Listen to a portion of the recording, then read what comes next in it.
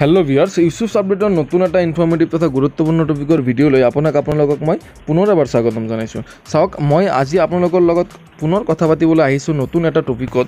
চাওক যিটো টপিক নেকি সকলোৱে মোক খুদি আছে, মানে কথাটো হ'ল মূলতঃ কোৱেশ্চনটো আহিছে এনেকৈ যে মই CBSE বোৰ্ডৰ পৰা মানে হায়াৰ ছেকেণ্ডাৰী কমপ্লিট কৰিছোঁ, এতিয়া মই স্কুটি পাম নে নাই।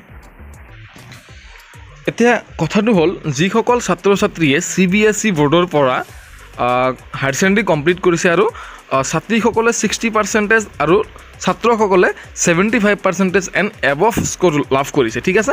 এতিয়া কথাটো হ'ল সেইসকলৰ মনত এইটোৱে কুৱেশ্যন আহে, আমিও অসমত থাকি পৰীক্ষা দিছোঁ, কিন্তু এইটো চেণ্ট্ৰেল বোৰ্ড হয়, কিন্তু অসমত থাকি ছাত্ৰ ছাত্ৰীসকলে পৰীক্ষা দিছে। এতিয়া কথাটো হ'ল তেওঁলোকে কিয় স্কুটি নাপাব বা পাব নে নাই, তাত এটা কনফিউজন লাগি আছে। এতিয়া কথাটো হ'ল আসাম হায়াৰ ছেকেণ্ডাৰী এডুকেশ্যন কাউন্সিলৰ আণ্ডাৰত যিসকল ছাত্ৰ ছাত্ৰীয়ে পঢ়িছে বা পাছ আউট কৰিছে তাৰ পৰা সেইসকল ছাত্ৰ ছাত্ৰীকহে অসম চৰকাৰে স্কুটি বিনামূলীয়াকৈ দিম বুলি ঘোষণা কৰিছে।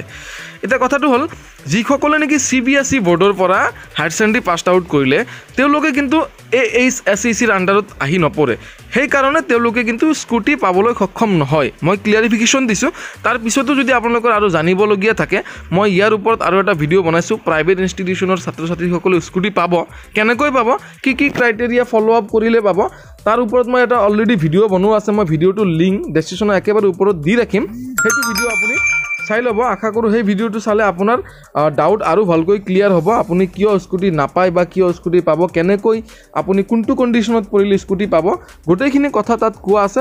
আপুনি চিম্পলি সেই ভিডিঅ'টোৰ লিংকত ক্লিক কৰি চাই ল'ব, নতুবা আপোনাৰ সেই ভিডিঅ' লিংকটো বা সেই ভিডিঅ'টো এই ভিডিঅ'টোৰ শেষত স্ক্ৰীণত অট'মেটিকেলি আহি যাব। আপুনি চিম্পলি তাত ক্লিক কৰি ভিডিঅ'টো চাই ল'ব আৰু আপোনাৰ ডাউটটো ক্লিয়াৰ কৰিব বুলি আশা ৰাখিছোঁ। আজিৰ ভিডিঅ'টোত এইখিনি আছিল দিবলগীয়া ইনফৰ্মেশ্যন। CBSE বোৰ্ডৰ ছাত্ৰ ছাত্ৰীসকলে স্কুটি পাব নে নাই এই কথাটো মোক বহুতেই সুধি আছিলে, সেইকাৰণে মই ভিডিঅ' আকাৰে কথাখিনি কৈ দিলোঁ।